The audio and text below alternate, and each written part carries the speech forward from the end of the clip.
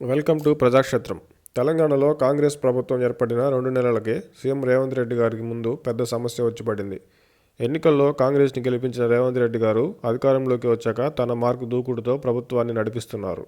తెలంగాణ రాష్ట్ర ఏర్పాటు ఉద్యమంలో ముఖ్య భూమిక పోషించిన నీళ్ల వ్యవహారమే ఇప్పుడు తెలంగాణలోని కృష్ణానదిపై ఉన్న ప్రాజెక్టులను కేంద్రం పరిధిలోని కృష్ణా రివర్ మేనేజ్మెంట్ బోర్డుకు అప్పగించడంతో రేవంత్ రెడ్డి గారి ముందు పెద్ద సవాలు వచ్చిపడింది.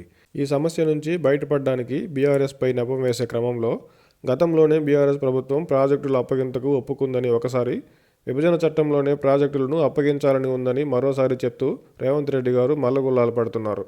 విభజన చట్టమే కేసీఆర్ గారు రాశారన్నట్టుగా మాట్లాడడం ఒకంత ఆశ్చర్యకరం.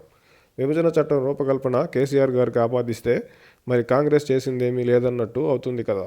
ఒకవైపు బీఆర్ఎస్ ప్రభుత్వం ప్రాజెక్టులు అప్పగించిందని చెప్పి, మరోవైపు ప్రాజెక్టులు అప్పగించాలని విభజన చట్టంలోనే ఉన్నప్పుడు గతంలో టీఆర్ఎస్ ప్రభుత్వం ప్రాజెక్టులు అప్పగిస్తే తప్పేమిటో కాంగ్రెస్ ప్రభుత్వం చెప్పాల్సి ఉంటుంది కదా. ప్రాజెక్టులు అప్పగించాలని విభజన చట్టంలోనే ఉంటే ఆ చట్టం చేసింది అప్పటి కాంగ్రెస్ ప్రభుత్వమే కదా. గతంలోనూ కృష్ణా నదిపై ఉన్న ప్రాజెక్టులు అప్పగించాలని ఒత్తిడి చేస్తున్నా, కృష్ణా జలాల్లో తెలంగాణ వాటా తేల్చాలని, తెలంగాణకు 50% కృష్ణా జలాలను కేటాయించాలని బీఆర్ఎస్ ప్రభుత్వం గట్టిగానే పోరాడింది. కొన్ని రోజుల ముందు ప్రాజెక్టుల అప్పగింతపై బీఆర్ఎస్ నాయకులు మాజీ మంత్రి హరీష్ రావు గారు ప్రశ్నించినప్పుడు అలాంటిదేమీ లేదని, ప్రాజెక్టుల అప్పగింతకు ఒప్పుకోలేదని చెప్పిన కాంగ్రెస్ మంత్రి ఉత్తమ్ కుమార్ రెడ్డి గారు కేంద్ర జలశక్తి శాఖతో జరిగిన సమావేశంలోని వివరాలను మార్చాలని, తెలంగాణ అభ్యంతరాలను పట్టించుకోకుండా వివరాలను నమోదు చేశారని, వాటిని సవరించాలని తెలంగాణ అధికారులు లేఖ రాసిన సంగతి తెలిసిందే.